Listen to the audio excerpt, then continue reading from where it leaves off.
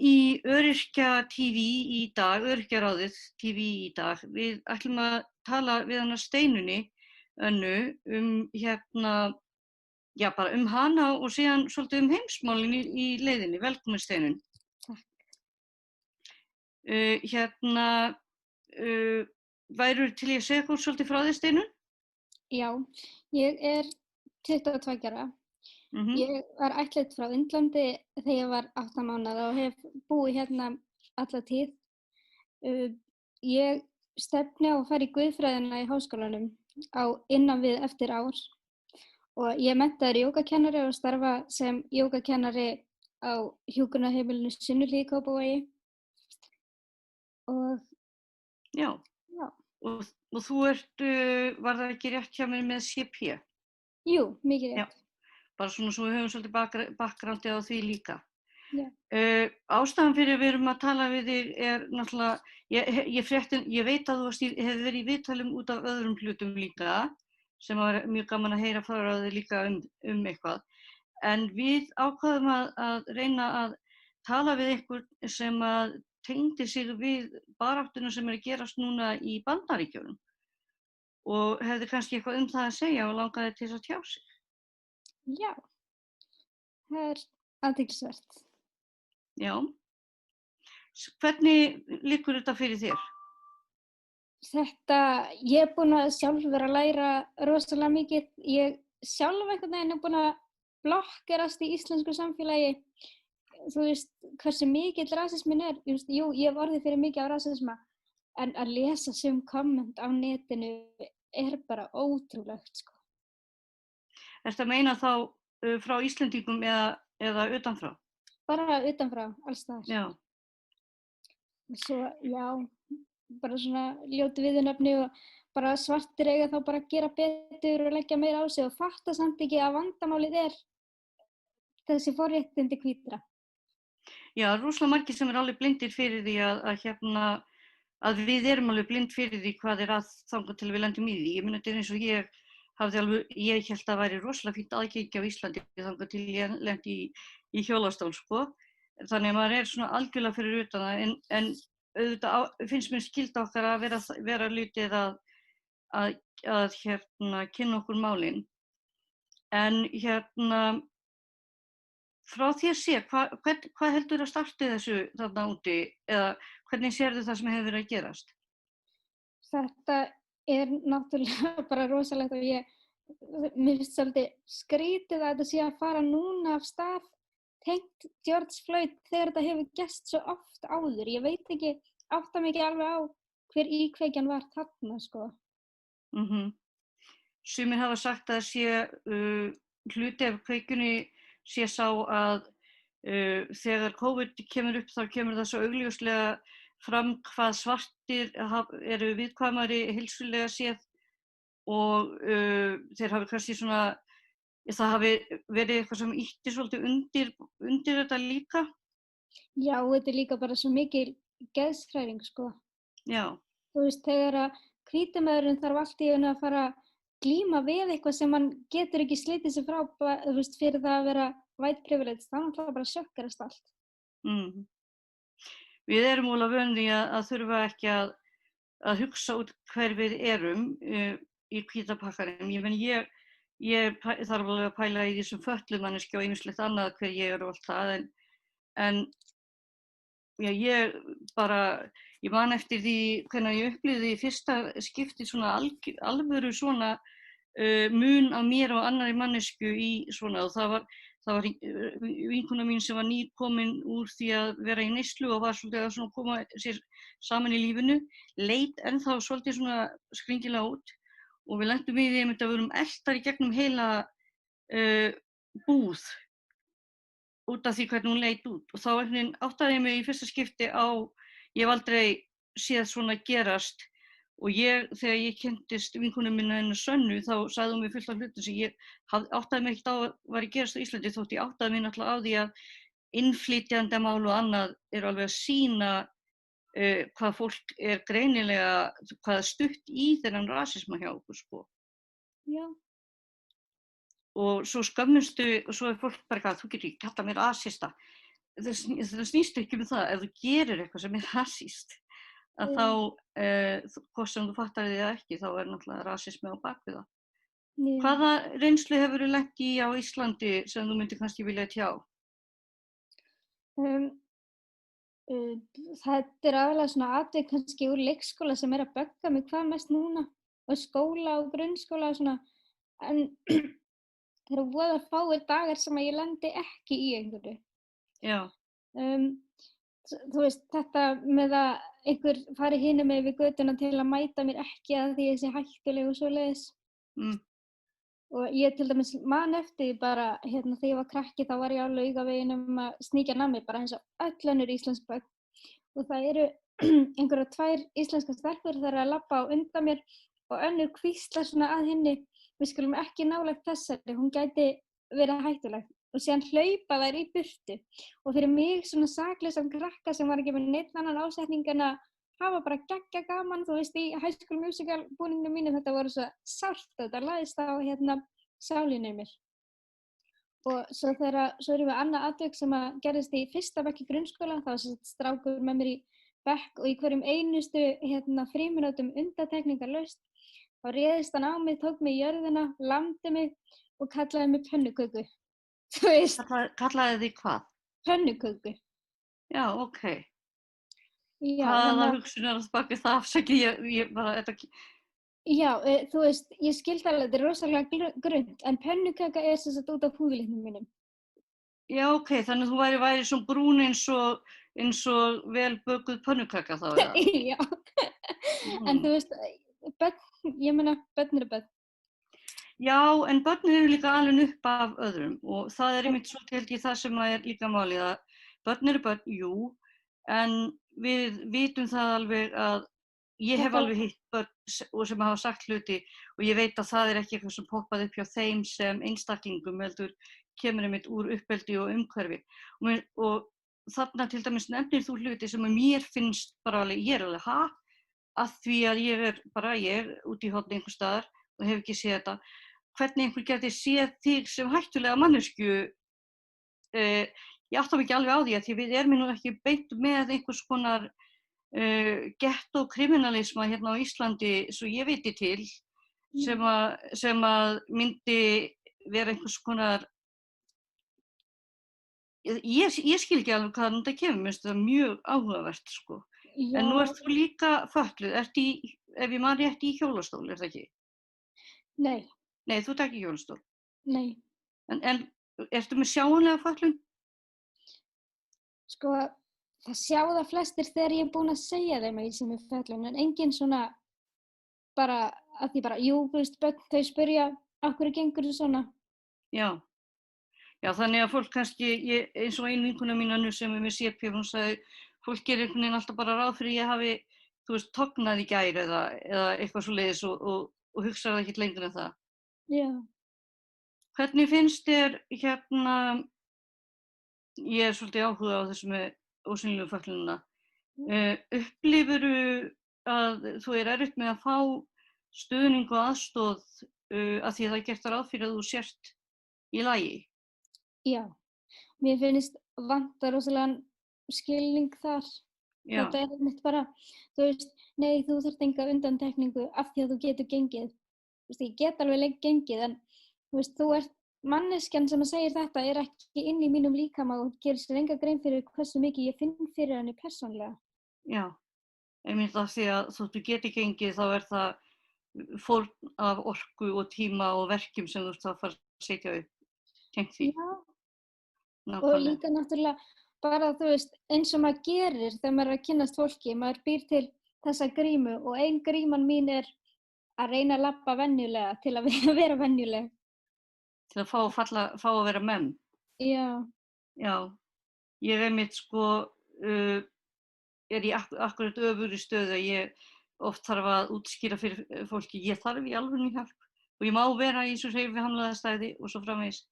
En það bara, þetta svona þessi, að því ánúvinni sem eru sýnilega fatlaðir og þeir eru, ég er alltaf stimpluð sem þetta og þetta leið að fólk hitti mig og svo ég að díla við að díla við öfugt vandamál að stundum þurfum við að láta taka tillit til okkar þrátt fyrir að það sé ekki hægt.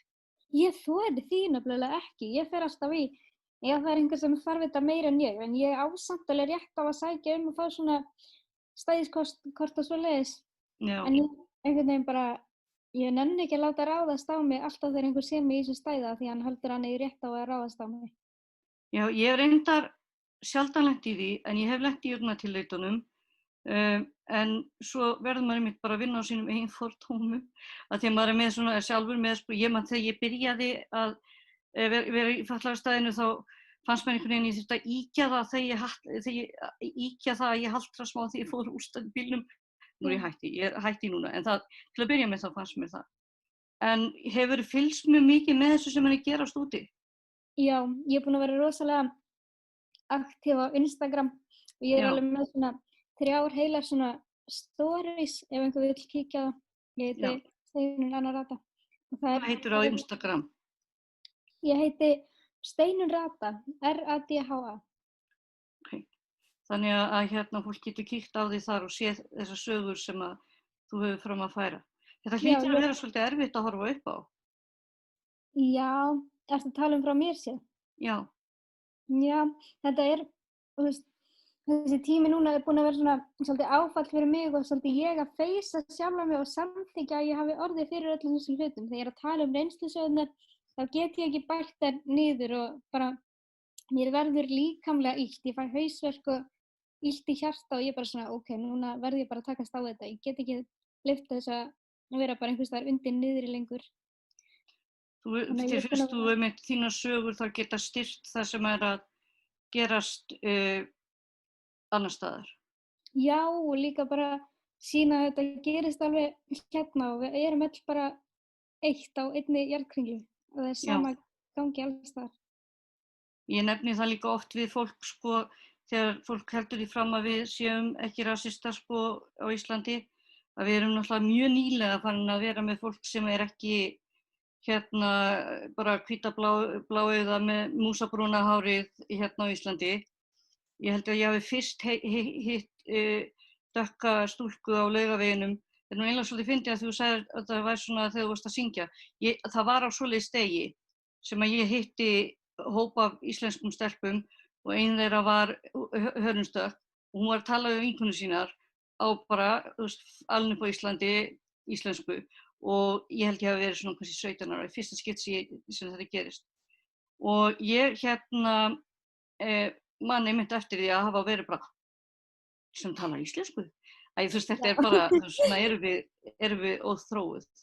Já. En hérna, segðu mig meira frá þessum Instagram-sögum.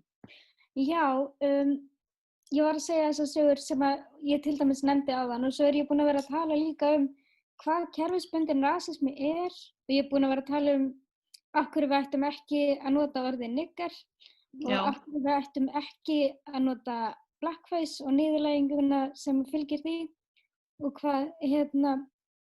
hvernig bara þetta svona virkar. Tone policing til dæmis. Já, er það þegar fólk er svona, þú ætti ekki mótmæla svona? Já, reynir að stjórna svona umræðinni í sinn hag. Já. Þú veist, eins og þegar hvítir að tala já, það er betra að segja all life matters en ekki black life matters. Já. Ég las einmitt mjög fyndna frá svartri konu sem ég þekki, hún sagði sko þetta er eins og að segja þegar kviknar í hús í götunni hjá þér, það er eins og gangu upp að slísa að slökkvibílnum og segja, heyrðu, hinn húsinu eru líka hérna, þau skipta líka máli, viltu ekki hérna setja vatn á þau líka? Þetta er svona algjörlega, þú veist, að hunsa það sem skiptir máli. Þú veist, hvítir að reyna að leggja hetjur í sögu svartra, þetta er ekki tími fyrir það. Nei, alls ekki. Ég óvart tók næstu því upp svoleiðis myndband fyrir helgina og ég ákvað bara að skoppa því í burtu af því að sko, eins vók eins og ég reyni að vera, þá er ég líka bara, þú veist, maður er alltaf að læra og ég hef ákveðið að einmitt bara retweeta aðra og gera svoleiðis, af því að mér finnst það svona öruggasta leiðin til þess að lenda ekki í því að óvart segja óvart að ræna umræðinni, sko. Já, þess vegna ég búin að vera að tala svolítið þú veist að mér finnst það rosa leiðilegt og mér finnst það erfitt líka að gera þessa aðgreiningu hvítir og svartir en ég verði eiginlega að gera það og ég kemst eiginlega ekki upp með að tala þetta öðruvísi. En þá ég að biðja þess að hvita að aðeins bara stoppa og hlusta á fólk, þú veist, POC og bara leyfa því að leiða svolítið umræðuna því að þannig læra allir held ég best og við erum til að læra en ekki vera fullkomin, það svolítið þannig. Nákvæmlega, að hlusta á ykkur það sem þið eruð að segja til þess að við getum og sko, einmitt, ekkert endilega fara síðan að tala það sjálf, heldur bara taka það inn og vera þegar aðrir hvítir einstaklingar einhvers staðar að reyna að vera allavega að nýta okkur, þar einu staðinu þar sem ég held að kannski finnst ég eiga að vera að minna fólk á að þetta er svona hinsegin og benda fólki á hvað hefur verið sagt. Já, ég búin að vera að tala svolítið á Instagraminu uppeldi barna og hvernig það hægt að hafa áhrif á þau. Og Já. svo The Doll Test, hefurðu heyrt það? The Doll Test. Nei. Það var sem sagt lítil börn og fyrir framan þau voru settar 2 dúkkur, ein var svört og hin var hvít. Já. Og þú veist, öll börnin undantekningarlaust bentu á hvítu dúkkuna þegar það var spurt hvaða dúkka er falleg. Svo bentu þau á brúnu þegar það var spurt hver er the bad doll. Svörtu börnin líka. Já, þetta er innræktað inn í alla, þú ert aðeins neðar í ramanum. Já, og já, ég er svolítið svona að reyna að tala hvernig er hægt að breyta þessu og hvernig við höldum umræðinu gangandi og svoleiðis. Og þetta með að, þú veist, hvernig við ræðum við börn rasisma og svona innprentum í daglegt líf eins og til dæmis með litina, brúnan og andlitslitaðan. Já, andlitslitaðan. Já, ég er búin að vinna lengi með börnum og alltaf þegar ég byrði andlitslitaðan þá rétti brúnan. Og þú veist, ég hef alveg fengið svona kommentum, Steinunn, þú veist að brúnn er ljótari litur en hvítur. Og ég bara svona, þú veist, hvað meinar, af hverju segir þetta?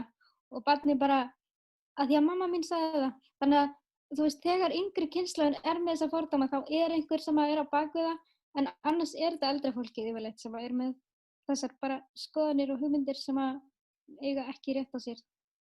Já, það er náttúrulega, sko, það er alveg upp við það fegurðarstaðlinni miðað við hvíta og allt þetta, og það er, sko, við áttum okkur ekki á því að því að það er svo effortlessly til staðar. Við áttum okkur ekki á því margir, eða þú veist, að því að við þurfum aldrei, við sjáum það aldrei þegar það gerist. Ég veit fólk sem hefur, lent í vandræðum með lækna og alls konar út frá svona líka, en nú ert þú einmitt fötluð líka. Já. Ef þú berð þetta svolítið saman, eða þessar 2 hluti, nú ert í 2 flokkum sem fyrir utan það eru kona, það er náttúrulega alltaf svo ótrúlega gaman, en nú ert í 2 flokkum sem eru svona örlítið út fyrir ramman. Hver er reynsla þín af því í bara daglegu lífi? Þetta er náttúrulega rosalegt, ég á engin orð, sko. En ég finn fyrir báðu og að finna fyrir báðu er rosalega, ég er bara þreytt, nenni þess ekki. Og hvernig, heldurðu að sem fötluð brúnkona, brún er það gott orð til að nota? Já, bara. Ok, Sanna vinkona mín, hún er alltaf, ég nota svartir yfir, þú veist, fólki sem Black Lives Matters, svarta fólkið, og svo er kallað BIPOC sem er sem sagt Blandaðir. Blandaðir svona svartir. Blandaðir og indigenous og þetta, hún kallar alla hérna brown people, sem sagt því að bara dökta húð, þannig ég var að hugsa hvort það var ekki læg. En allavega þegar þessi 2 hluti hlaðast saman, finnur fyrir því að þetta sé svona bætast ofan á hvort annað? Já. Á hvaða máta? Bara, þú veist, þetta er svo lúmskt, það er svo erfitt að einhvern veginn skilgreina þetta. þetta gert svona þannig að það svona eiginlega ekki hægt að segja neitt það en það samt verið að gera það? Já, það náttúrulega, sko, rasismi og fordómar eru sitt hvor hluturinn. Ég kem líka inn á það, á þessu Instagrami, sko. Já. Þú ert einhvern veginn, stundum þá einhvern veginn getur bara sett það saman, en stundum það sitt hvor lagi. Já. Hver munurinn? Fordómar eru, þegar þú fordæmir eitthvað, skilur, þá kemur reis því ekkert við. En sko, rasismi ef þú getur haft yfirhöndina yfir kynstofni með niðurlægingu. Já. Þannig að annars snýst kúgun og hitt snýst fyrirframmyndaðar skoðanir. Já, í rauninni. Já. Nú erum við á Íslandi og þessi hlutir eru gerast þannig í Bandaríkjunum. Og ég sem svona bara random Íslendingur upplifi það að þetta sé miklu verra í Bandaríkjunum út frá líka þeirra sögu og svo framvegis. Er það misskilningur hjá mér eða er þetta í raun og veru kannski bara fyrir utan kannski lögregluofbeldi, veit ég ekki. Nú ég að álykta, segð þú mér. Sko, þetta rosalega slæmt líka. Við erum bara svo lítil að allt sem við gerum, það bara svo lítið og vekur enga athygli. Þú veist, og nú hef ég verið að labba niður Laugaveginn og ég hef verið tekin kverkataki og kýld í magann og kölluð Black Asian bitch. Þú veist, þú ætti skilja að deyja. Ef við sjáum þig aftur, þá drepum við þig. En sem betur fer, ég er á lífi, en þetta gerist og þetta í rauninni ekkert vægara. Það bara, þú veist, af því við erum svo fá, þá umræðan minni. Hvernig finnst þér þetta verið einhver sérstakur hópur fólk sem að gera þetta eða bara, ég meina, finnurðu fyrir mismunandi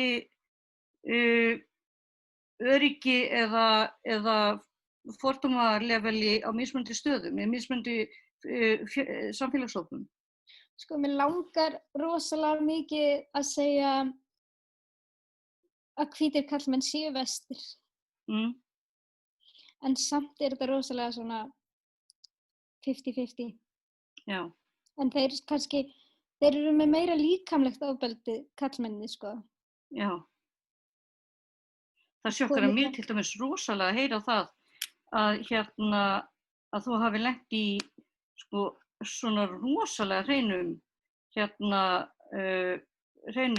líkamlegum ofbeldum. Ég bara þannig tekur eftir því, ég bý á Íslandi og ég býst ekki við að þessi hluti sé að gerast. Nei, það eru engar líkur á að þú labbi niður Laugaveginn og lendir í þessu, sko. Ég held ekki nema þú veist, í alvörinu búið mér til, menn auðvitað geta allir lent í einhverju, en þú veist, ég þyrfti í alvörinu svolítið að búa mér til aðstæður. Já, draga mig inn í eitthvað átök á milli einhver einstaklinga eða eitthvað til þess að lenda í því. En líka þess vegna kallast þetta rasismi af því að þú getur ekki lent í þessu fyrir það að vera hvít. Já. En finnurðu ég spurði þig svolítið þetta áður, en gætirðu kannski pínu svona farið dýpra í það í sambandi við heilbrigðiskerfið? Já. Finnst þér það hafa áhrif á þig að þú ert, finnurðu fyrir því einhvers staðar að þú ert hörundstökk? Það mjög athyglisvert af því að þetta held ég eini staðurinn sem ég hef ekki fundið eitthvað rosalegt. Ég hef meira samt heyrt einhverjar sögur af fordómi fyrir feitum. Já. Að þá þetta bara eitthvað svona léttið bara þá lagast allt. En nei, af því að ég nefnilega er í þeim hópi líka, ég er einn af þeim sem hefur alltaf þurft að nota lyf og tekið lyf daglega. Og þar hef ég bara alltaf verið í svona eftirfylgni og aldrei neitt eitthvað vesen þar, sko. En svo veit maður ekki með goggunarröðina, þú veist, hvort að mér sé raðað eitthvað öðruvísi, ég veit það ekki. Til dæmis að því að þú talar íslensku eins og Íslendingur. Já. Það virðist vera rosa stór fítus í hvernig komið fram við fólk oft. Maður, já, ég fæ alveg svona að tala það, sko. Já. Segðu þú frá. Þú veist, þetta er rosalegt að fara og tala íslensku við, þú veist, íslenskan einstakling sem er samt að svara þér á ensku. Þetta er bara mjög skrítið. Þú veist, að fara út í búð og ég fór einu sinni ætlaði að kaupa mér hérna tölvuhulstur og hérna ég fer og spyr bara á íslensku hérna afsakið, eigið þið hérna tölvuhulstur fyrir tölvuna mína og þau bara, no, not if it's not in the store, alveg með svona íslenskum hreim alveg. Og svona gekk bara samtalið og þangað til hann sagði have a nice day og ég bara sömuleiðis og lappaði út. Og svo kom næsti. Þetta er magnað, hann heyrir þér tala íslensku allan tíman og svarar þér samt sem útlendingi bara því að það er eitthvað Hefurðu eitthvað orðið vör við það nú að því við Íslendingar erum með svolítið svona gognuröð varðandi hvernig fólk talar íslensku? Já. Til dæmis innflytjandi sem er nýbúin að læra íslensku, talar hann svona pínu með hreim með eitthvað svona við verðum vera voða viðkvæm fyrir því. Þekkir eitthvað til þess hjá öðrum að það hafi haft áhrif í til dæmis í heilbrigðiskerfi eða annars staðar? Sko ég hef upplifað, þú veist að fólk hefur rosalega takmarkað þolinmæði fyrir að leyfa öðrum að vera það sjálft. Þú veist alltaf að ef manneskja er að reyna að segja eitthvað, þá fer íslenska manneskjan að botna allt sem hún segir einhvern veginn. Og manneskjan er bara þarna heft. Þannig að já, það er alltaf verið að grípa svona fram fyrir hendurnar á fólki sem er samt að reyna. Já, ég held að það sé það var nýlega grein í Kjarnanum sem ég er alltaf að benda á núna eftir málfræðiprófessor það hvernig við þurfum að fara að bæta þennan hlut. Ég þarf að fara að setja hann í hlekkin á örgjaráð síðuna til þess að sýna hana sko. En ég man eftir ég var að tala við í gær og mér langaði svolítið svona til að draga það fram. Þú veist að tala tilfinningarlegu viðbrögðum þín við því að fylgjast með þessum fréttum að utan. Já. Ertu til að segja okkur frá því aftur? Já, sko, vá, yfir sumarið þá starfa ég sem leiðbeinandi í Vinnuskóla Reykjavíkur. Og já, það er sem sagt starfsmannanámskeið núna ofbeldi og núna sérstaklega white privilege af því við vitum að við erum að fá krakka til okkar sem er að fara að koma með þetta umræðuefni og það er svolítið verið að kenna leiðbeinendunum fyrir utan mig að halda að sér höndunum og þegja, þú veist. Og þetta triggeraði mig þannig að ég fór bara grátandi út af því að það er alltaf verið að minna mig á að ég sé ekki white privilege. Já, það verið að minna því á það að það þurfi ekki að kenna þér þetta því að þú af því að ég upplifi þetta og ég er í þessu minnihlutahóp og þú veist, og þegar það er verið að kenna svona eineltisfræðslur og ofbeldisfræðslur og það er verið að koma með svona staðreyndir eins og fólk af erlendum uppruna er það bil 10% af heildinni og þessi 10% innan skólakerfisins eru 7 sinnum líklegri til að verða fyrir ofbeldi og þú veist, það að sitja með fólk, sem sagt, úlinga, hvíta úlinga og heyra þetta og maður er þarna sjálfur, það er bara eins og að það sé allir að, sá sem er að fræða er bara að segja þeim að ég hafi verið beitt ofbeldi. Já. Og þú veist, það er svona að hluta til líður mér eins og ég hafi ekki stjórn á hvað ég segi þeim og hvað ekki. Og það bara... Þannig að þín reynsla sé ekki, í raun og veru, það sé ekki spurt þína reynslu til dæmis. Nei, einmitt, og ég hefði viljað, þú veist, eins og þarna er ég á staðnum, þú veist, mér líður eins og sé verið að tala mig en ekki tala við mig persónulega.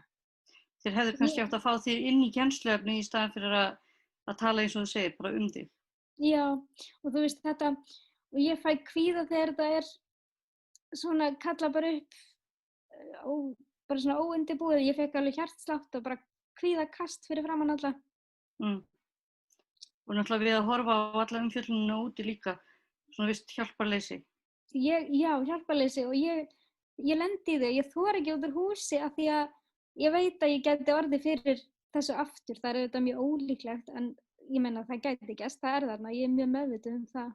Já, það er líka bara alveg einstaklega leiðinlegur hlutur og því miður þá höfum við ekki mikið lengri tíma til að tala um þetta en þú sagðir að Instagramið þitt var Steinun Rata. Steinun Rata, R-A-D-H-A, er það ekki? Jú. Þannig að það er góður staður fyrir fólk þá kannski til að kynnast því, eða heyra það sem að þú hefur að segja stöðuna, svo við séum að hlusta á þá sem að er í stöðunni en ekki þá sem að langar mikið að tala þær. Já. Og takk kærlega fyrir að koma og veita okkur þessa einsýn. Hvað er eitthvað sem þú myndi vilja segja við þá sem að er að horfa á þetta viðtal? Ég myndi vilja segja að besta forvarnin og aktivismin er að fræðast. Og ef þið rekist á eitthvað sem að vekur ykkar áhuga að deila því þá áfram og tala það út í samfélaginu. Þannig að við tökum þátt í umræðunni en yfirtökum hana ekki. Já, einmitt. Akkurat. Þakka kærlega fyrir komuna til okkar í þetta vídeó. Ég er svo glöð að hafa getað fengið að fjalla aðeins þetta málefni. Við hjá Öryrkjaráðinu TV kveðjum bara í þetta skipti, minnum á Facebook síðun okkar og á það að við viljum alltaf heyra meira frá ykkur og bara takk kærlega fyrir komuna Steinun. Þetta var virkilega áhugavert. Takk fyrir að fá mig og gefa mér rödd. Takk. Bless öll sömul. Sjáumst næst.